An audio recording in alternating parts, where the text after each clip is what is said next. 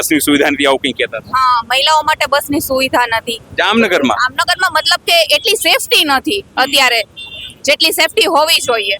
અને ફર્સ્ટમાં પોલીસ વાળા બી એટલું બધું કરપ્શન છે કે આમ જનતાને ખબર જ છે, કહેવાની જરૂર નથી.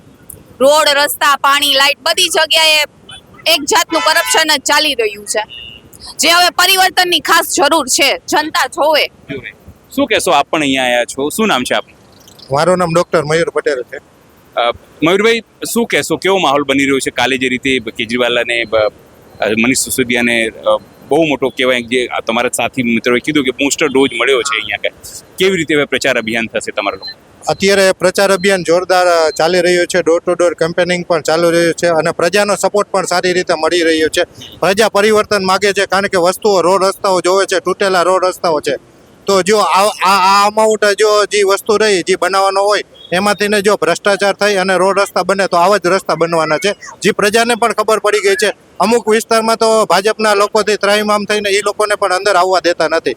તો મારે આ જે ભ્રષ્ટાચાર સરકાર છે એને કે એટલું જ કહેવાનું કે તમે હવે તો બસ કરો, કે આટલો ભ્રષ્ટાચાર હવે તો કેટલો હવે તમે ભ્રષ્ટાચાર પ્રજાનો કરશો.